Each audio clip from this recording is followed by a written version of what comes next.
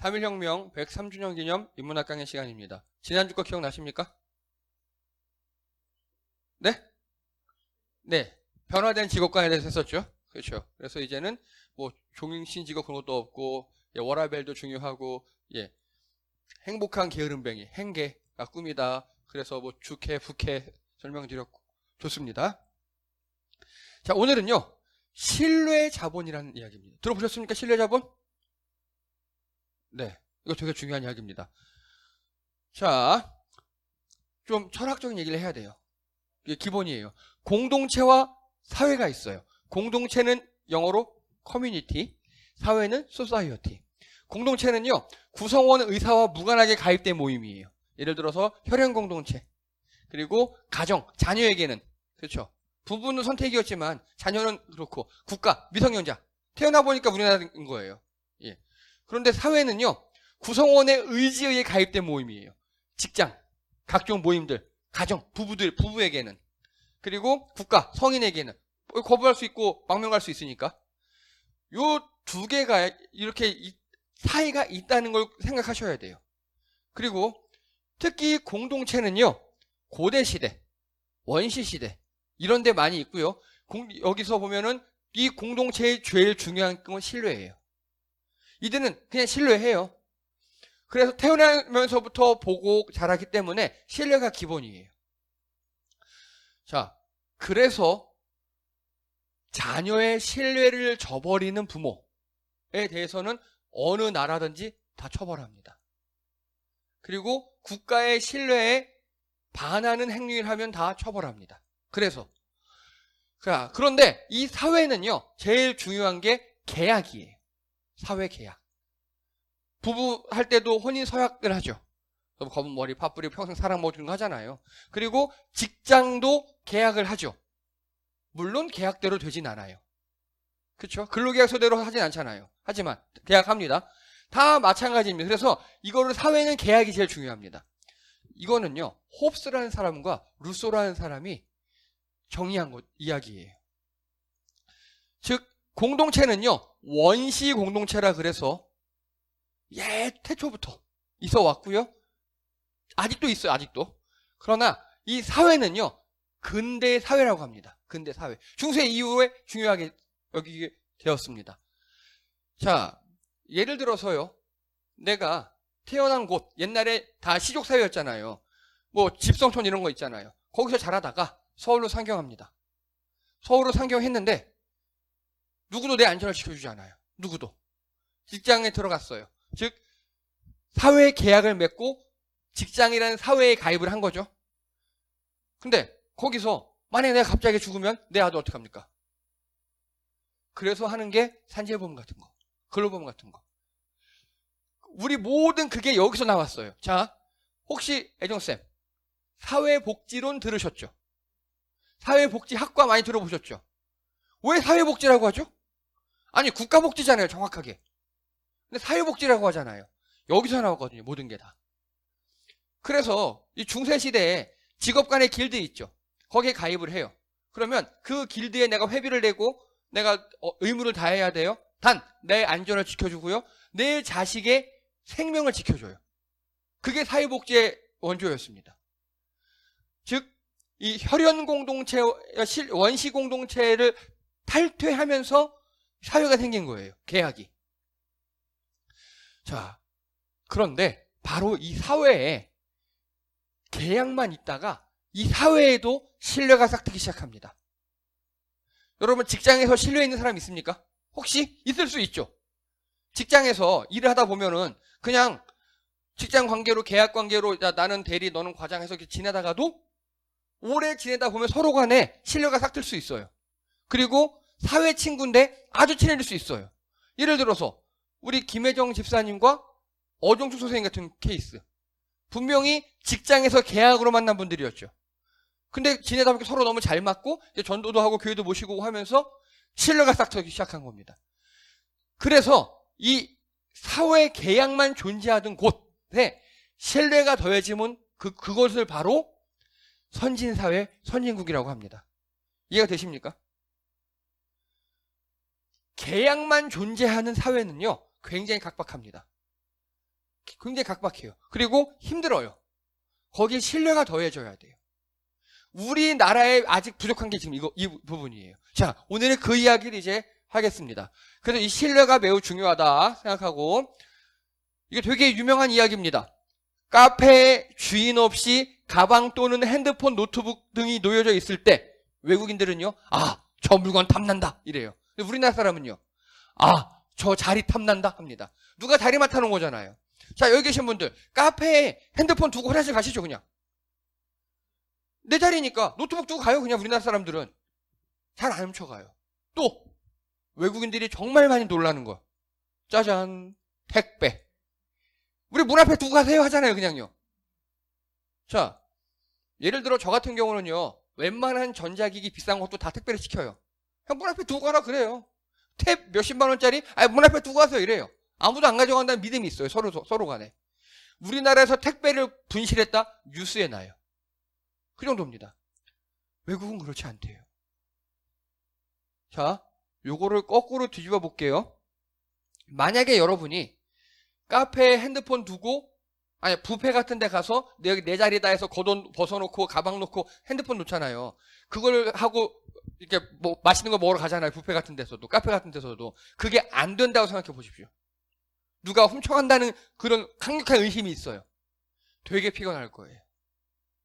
아마 여기 내 자리입니다라는 어떤 표시 같은 걸 하나 카페에서 주문할 수도 있고, 그리고 이 택배 집 앞에 두는 게 불안해요. 그러면 또 택배 보관소 같은 걸 만들어야겠죠.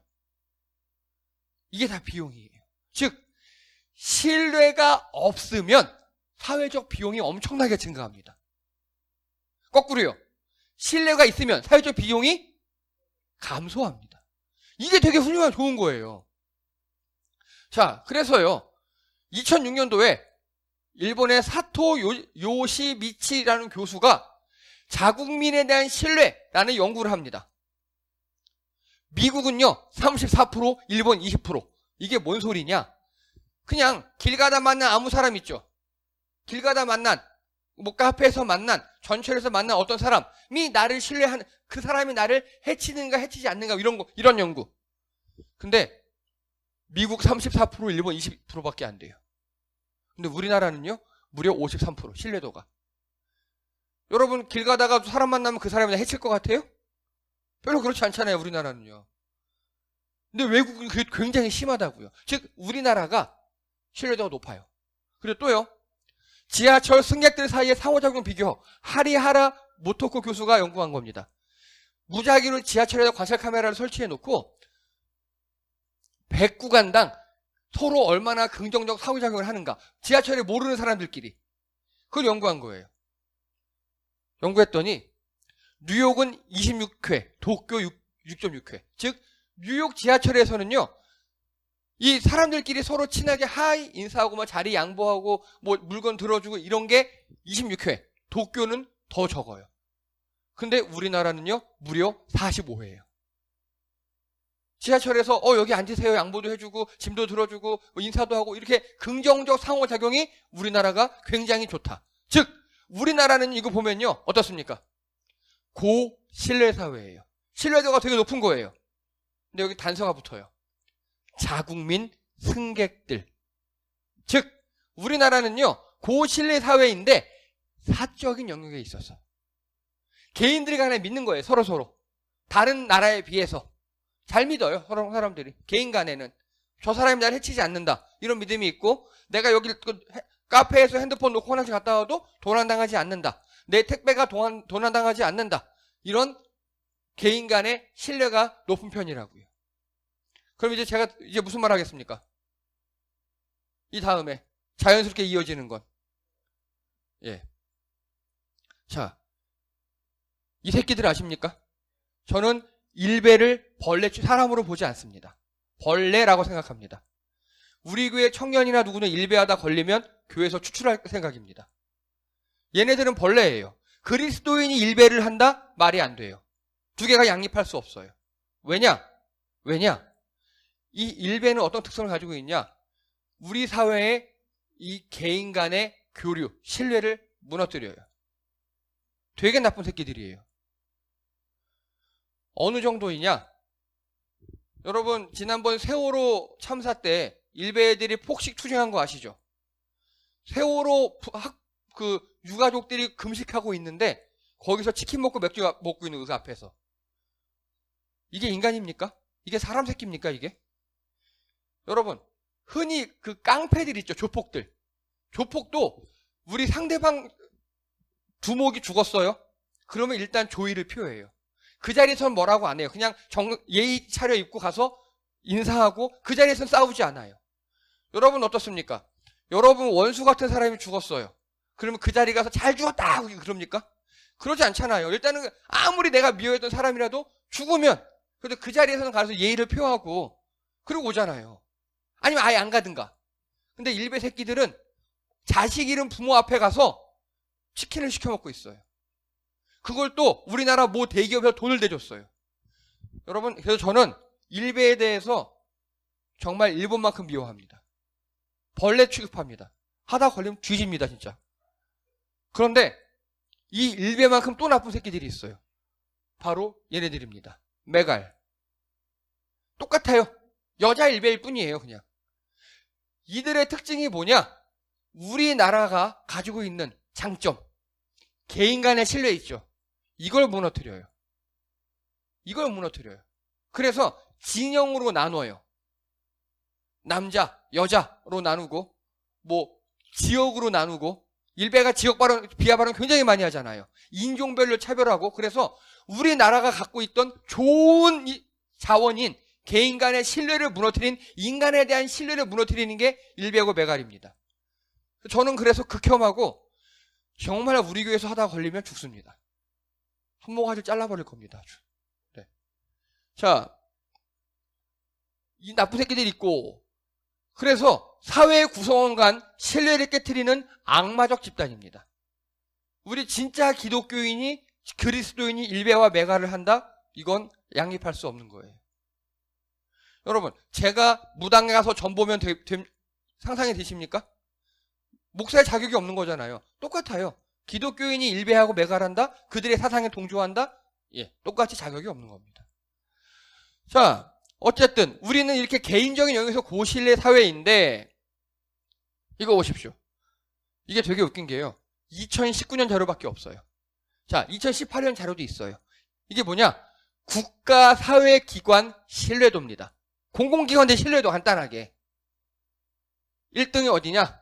1등 대통령 25.6%, 2등 시민단체 10%, 3등 언론 9%, 4등 종교단체 8%, 5등 대기업 6%, 7등 법원 대충 6%, 그 이하 5% 이하들 중앙부처, 노조, 군대, 검찰, 국회, 경찰. 이게 우리나라의 현실입니다. 즉 우리나라는요, 개인 간에는 사람들이 많이 신뢰를 해요. 그런데 공공기관, 국가기관은 신뢰한다 안 한다? 안 한다.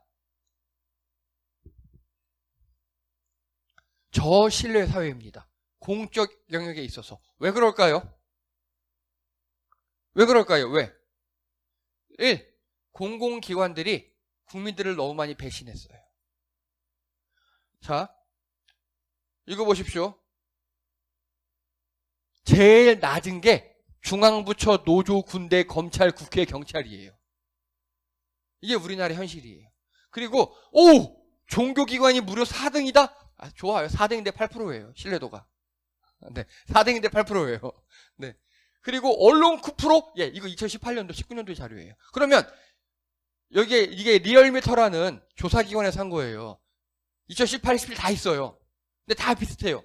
근데 이 단체에서, 이 여론조사 기관에서 20년도, 21년도 조사를 안 했어요. 왜 안 했을까요? 이렇게 항상 똑같이 나와요. 이렇게 항상 똑같이 나와요. 그리고 대통령은 점점 높아지고 나머지는 점점 낮아지고. 이게 우리나라의 가장 큰 문제입니다. 공적 영역에 대한 신뢰가 없어요. 여러분, 검찰을 믿습니까? 언론을 믿습니까? 저도 마찬가지예요. 저도 안 믿어요. 왜냐? 워낙 개지랄을 떨어왔으니까. 이게 문제예요, 이게. 그래서 우리나라는요, 공적 영역에서 신뢰 확보가 굉장히 필요합니다. 자, 혹시 이런 기사 보셨습니까? 철도역 표 검사 110년 만에 역사 속으로. 여러분 철도 탈 때 표 검사합니까 안 합니까? 여러분 모르죠?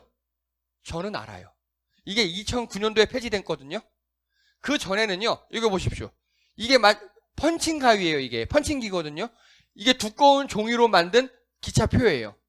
딱 타잖아요. 그럼 앞에서 자, 표 좀 보시겠습니다 하면은 어떤 멋지게 입은 아저씨 철도 공무원이 서 있어요. 그럼 표를 보여줘요. 맞네요 하고 이렇게 구멍을 뽕뽕뽕뽕 뚫어줘요. 그래서 아마 각 역마다 위치가 있나 봐요. 구멍 위치가. 그래서 뽕뽕뽕 그 구멍을 뚫어주면 그 표 갖고 타는 거예요. 이렇게 됐어요. 이거 2009년도에 없앴어요. 없애고 어떻게 할까요? 네? 아니요. 교통카드 말고. 아니에요. 어떻게 하는지 아십니까? 믿어보기로 했어요. 사람들을. 믿어보자. 어떻게 믿냐? 이거 검표하는 사람들 있죠? 다 없앴어요. 다 없애고 대신 표 검사하는 사람을 기차마다 왜 기차에 승무원들 있죠? 그 사람들에게 맡긴 거예요. 그리고 분명히 이제 다 컴퓨터 전자기기 있으니까 이 자리는 예매를 안 했는데 비인 자리인데 사람 앉아있죠. 그런 것만 검사하는 거예요. 이게 굉장히 다른 거예요. 자, 사람들을 쭉 줄 세워놓고 자, 표 좀 보여주세요. 표 있네. 구멍 뽕뽕 뚫어주는 건 어떻게 하는 거냐? 이 사람들을 다 잠재적 범죄자로 취급하는 거예요. 그리고 내가 그걸 검사해요. 비용과 시간이 들죠. 근데 바꿔요. 이 사람들을 다 신뢰하는 거예요. 검사를 안 해도 표를 끊고 들어왔을 것이다라고 신뢰를 하고요. 검사 인력을 없애버려요. 비용과 시간이 세이브 되겠죠. 단, 이 신뢰를 저버린 사람 있죠. 무임승차한 사람. 그렇게 아까 그런 식으로 이 자리는 분명히 예약 안 되는데 앉아있어요. 표 좀 보여주세요. 아유, 옆자리 잘못 앉으셨네. 옆자리 여기 비었어요. 표 안 끊었네요. 하면 이 사람은 최소 10배에서 30배의 과징금을 물려요. 이해되십니까? 이게 두 개가 굉장히 다른 거예요. 사람들을 다 잠재적 범죄자로 인식하고 불신하고 비용과 시간을 들여서 검사하느냐? 아니야. 믿어보자. 다 믿고 그 중에 신뢰를 저버린 사람에게 가중처벌을 하느냐? 이 두 개를 선택하는 거예요. 이해가 되십니까, 여러분? 그래서 신뢰가 있으면요. 서로 어느 정도 공정하잖아요? 그러면 비용과 시간이 세이브가 돼요. 신뢰가 있으면. 그게 신뢰 사회입니다. 그런데 우리나라는요. 이 신뢰 자본이 쌓인 편이에요. 그래도 다른 나라에 비해선. 그런데 이거를 딱 서울역까지만 써요. 이렇게. 신뢰 자본을 더 이상 쓰지 않아요. 예를 들어 볼까요? 예, 이게 지금 신뢰를 사회적으로 사용한 좋은 예고요. 그래서 서울대 김병현 교수라는 분이 연구했어요. 사람과 사람 간의 신뢰도가 10% 올라가면 GDP가 0.8% 올라간답니다. 애게? 절대 애게 아니에요. 자, 제가 조사했습니다. 대한민국 2022년 예상 GDP 그러니까 못합니다. 2021년 작년도 총 GDP가요. 약 1조 8천억 달러예요. 원화로 환산하죠? 예, 2,200조 정도 됩니다. 우리나라 GDP가 세계 6위 혹은 9위 이렇게 왔다 갔다 해요. 계속. 처음 들으셨죠, 이거. 그리고 사상 최초로 2,000조가 넘었어요. 이런 거 언론에 못 보시죠. 그리고 또 있어요. 우리나라 작년에 무려 4% 성장했어요. 4%. 이거 몇십 년 만에 초고 성장한 거예요. 이런 거 언론에 안 나잖아요. 이러니까 언론을 믿겠습니까? 자, 그래서 요걸로 계산하면요. GDP가 0.8% 올라간다면서요. 0.8%가 얼마냐? 무려 17조 6천억이에요. 즉 사람과 사람 사이에 10%만 더 믿고 정책을 바꾸면 우리가 한 17조 6천 원이 세이브가 된다고요. 여러분 전국민 재난지원금 그때 10만 원, 25만 원씩 받았죠. 이 돈이면 할 수 있어요. 굉장히 큰 돈이에요. 여러분 4대강 사업이 20조 꼬라박았죠. 예, 대충 비슷해요. 그리고 일본에서 하야부사라고 음속으로 날아가는 혜성에다가 착륙을 시켰어요. 위성을. 그래서 혜성에 자원을 캐왔어요. 조금. 그거 하는데 3조 들었어요. 이 17조 6천억이면요. 정말 수많은 일들을 할 수 있어요. 이게 뭐다? 단 우리들 사이에 신뢰도를 10%만 높이면. 자, 자, 그런데 신뢰도가요, 이 이상 올라가지 않은 이유들. 읽어보십시오. 저신뢰 사회 단면입니다. 첫 번째가 뭐냐? 여러분, 우리나라에서요, R&D 들어보셨습니까? R&D? 연구개발. 우리나라 정부에서 이제 신소재 연구하고 개발하고 이런 거 있잖아요. 첨단과 연구하고. 그 연구 개발에 대충 약 20조를 써요. 20조. 그런데 국가에서 발주하는 연구 용역 성공률이 무려 100%예요. 되게 웃긴 거예요, 이거. 예를 들어서 우리나라에서 국가계 정부에서 야, 이거 한번 연구해 볼래? 라고 일반 기업에 돈을 주고 연구 용역을 맡겨요. 성공률이 100%라고요. 이거 말도 안 되는 소리예요. 개소리예요, 이거. 되게 이상했죠? 그래서 이 현직자에게 물어봤어요. 누구냐? 우리 최선화 집사님. 현직 연구원이에요, 직업이. 연구예요. 자, 그러니까요, 제가 물어봤어요. 집사님한테. 집사님, 혹시 국가에서 돈 주고 연구하라 그러면 영수증 처리나 비용 증빙 같은 게 중요하냐? 무척 중요하답니다. 즉, 나눠준 예산에 대한 영수증과 비용 처리를 완벽하게 할 거 요구한답니다. 못 믿는 거죠. 그리고 대신 연구 결과에 대한 평가는 미비하답니다. 논문만 하나 있으면 됐대요, 그냥. 성공했네, 이런데요. 이러니까 문제가 발생합니다. 뭔 소리냐? 연구원을 못 믿는 거예요. 연구를 못 믿는 거예요. 아까 서울유 검표 이야기 제가 했죠. 못 믿으니까 다 쭉 줄 세워서 하나하나 검사한다 그랬잖아요. 근데 믿고 결과만 보면 되는 거잖아요. 마찬가지입니다. 독일 보세요. 독일은요, 하나의 사업을 할 때 이걸 어느 기관에 맡길까 할 때 연구기관 선정하는 데만 2년 걸린답니다. 엄청 치밀하게 선정을 해요. 근데 선정이 되면 전폭 지원하고 결과만 평가한답니다. 그리고요, 전 미국이 멋있었어요. 실패에 대한 책임을 안 져요. 연구 실패에 대해서. 예를 들어서 우리도 보면 연구 부정이라든가 가짜 논문 사태 되게 많이 있잖아요. 근데 거기는요, 국가에서 야, 이거 연구해봐. 새로운 그거 개발해봐. 이런 거 이때 가능한가 연구해봐. 불가능한데요? 실패해요. 우리나라에서 있을 수 없어요.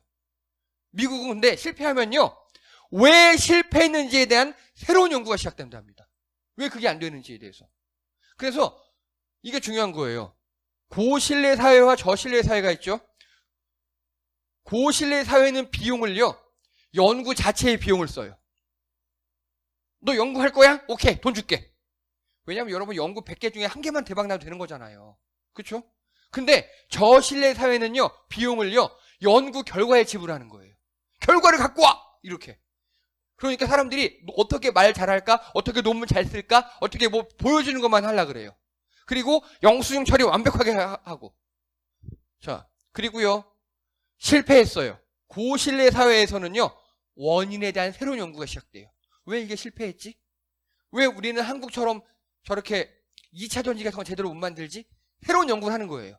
왜 한국은 저렇게 BTS가 뜨고 한국은 이렇게 코로나 방역 잘했는데 왜 우리는 그게 안 되지? 하고 새로운 연구가 시작돼요. 거기서부터. 그러면 다음에 성공할 확률이 높아지겠죠.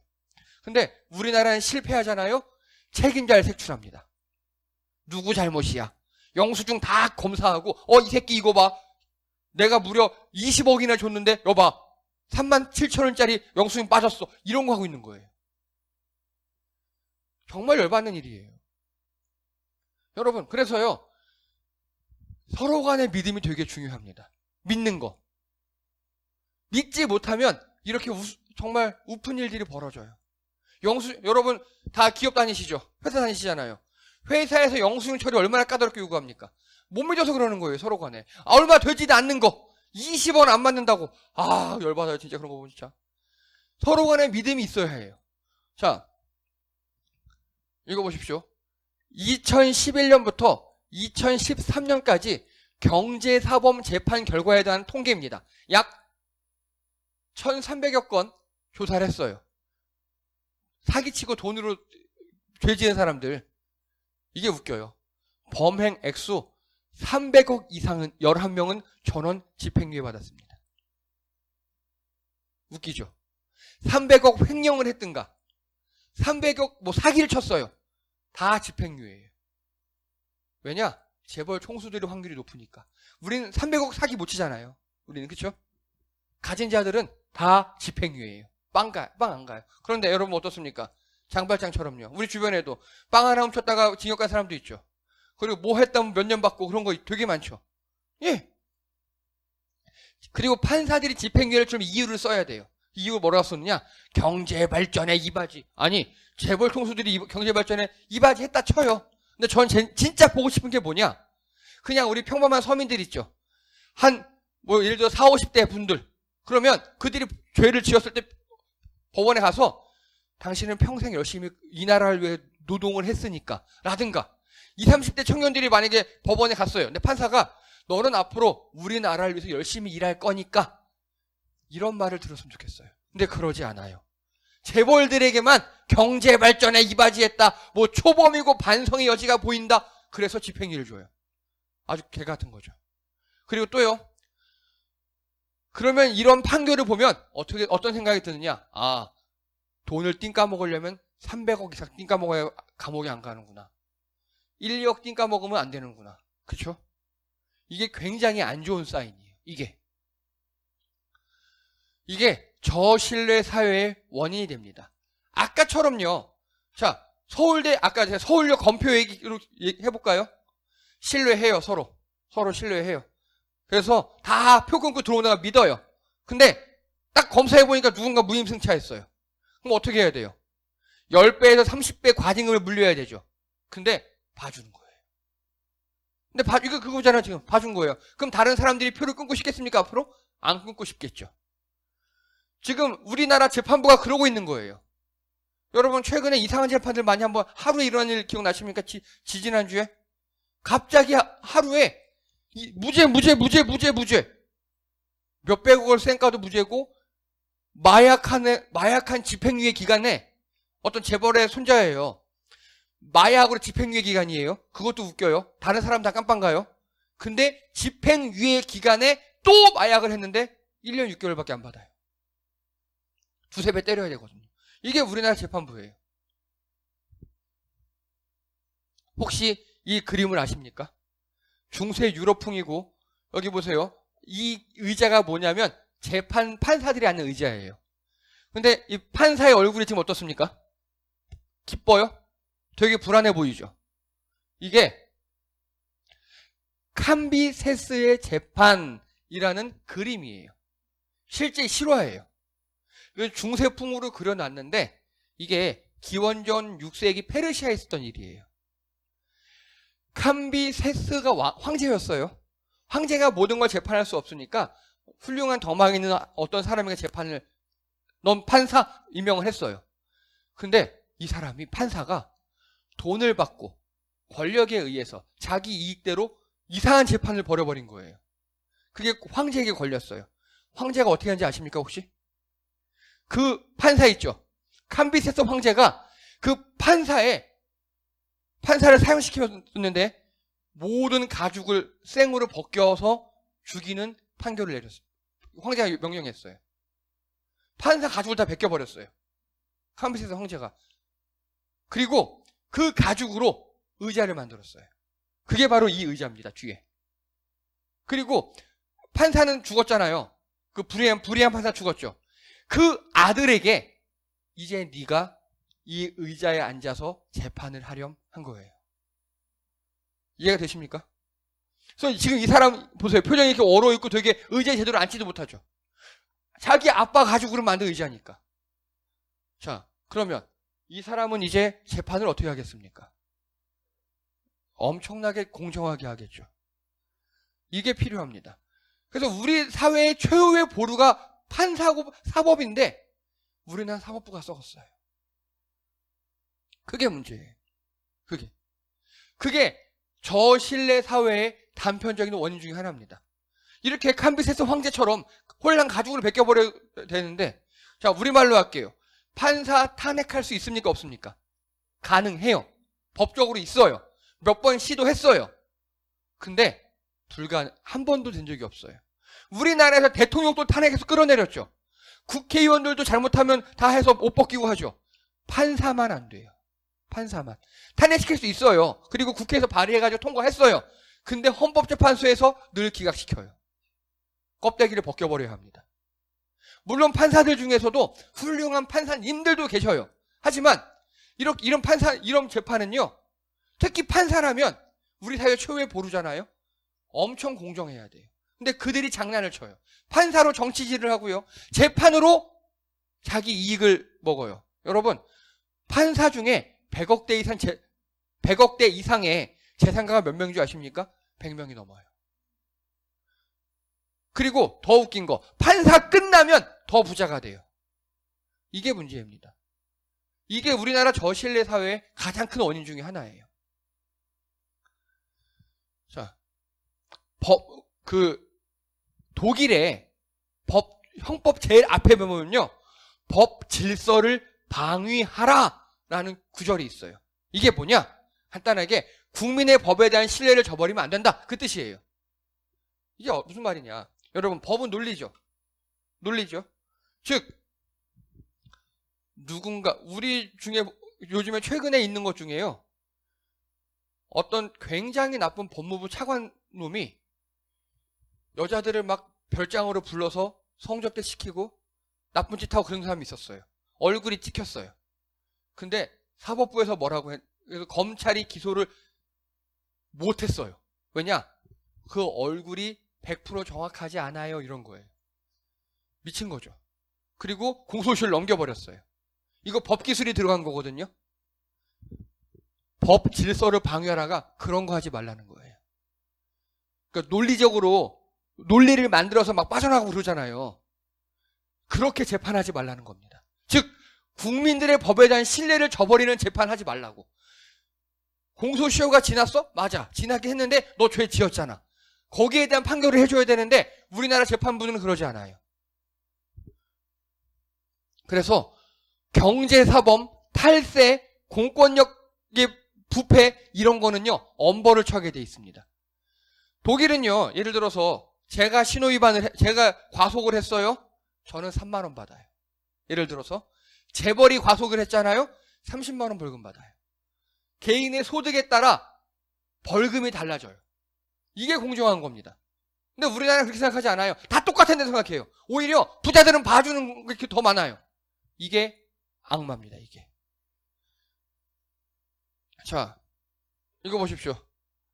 제가 정말 웃긴 얘기가 퍼왔습니다. 2012년도에 의태어 만들기. 자, 거북이는 느린, 토끼는 깡총깡총, 애벌레는 꿈틀꿈틀, 코끼리는 쿵쾅쿵쾅, 개구리는 폴짝폴짝, 나비는 팔랑팔랑. 다 맞죠? 길이는요? 맞춰보세요. 쿵쾅쿵쾅 땡. 한 소리가 쿵쾅쿵쾅 땡입니다. 초등학생, 길이는 쑥쑥, 애저샘이 쑥쑥 땡. 길이는 배신. 예, 다 이해되시죠? 예능 런닝맨의 이광수 씨가 배신의 캐릭터잖아요.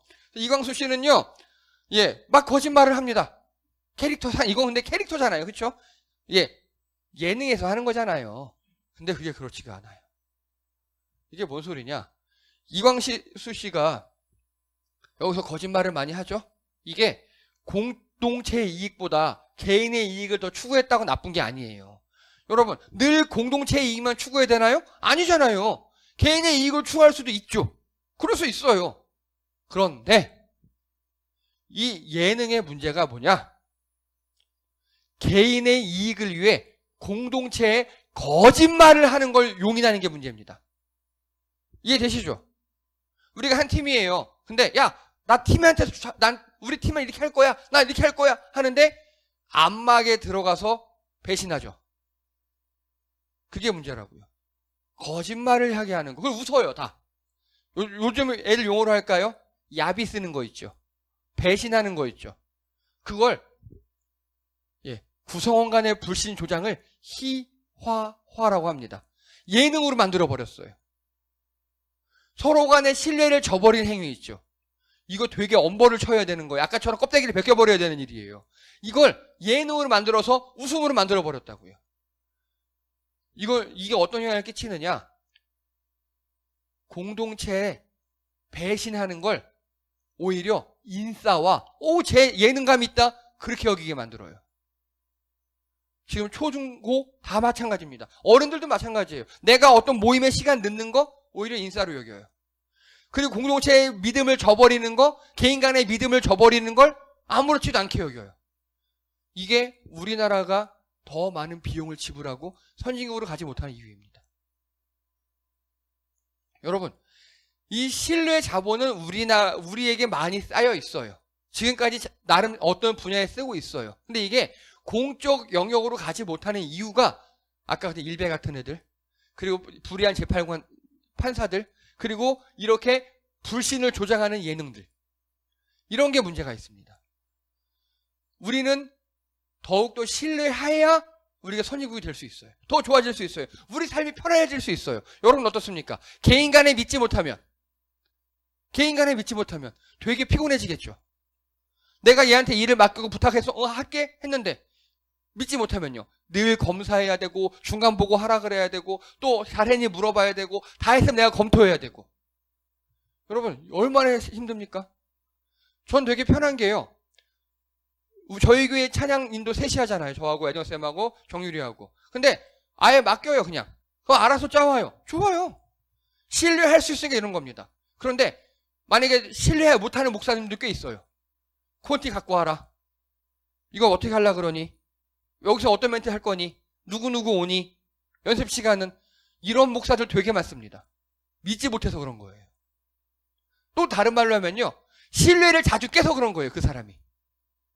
여러분 믿어야 하고요. 예수님 말고 서로 간에 믿어야 되고요. 또 그 믿음을 깨는 행위를 우리 서로 하지 말아야 돼요. 그래야 우리 사회가 덜 피곤해지고 스트레스를 덜 받아요. 이게 되게 중요한 이야기입니다.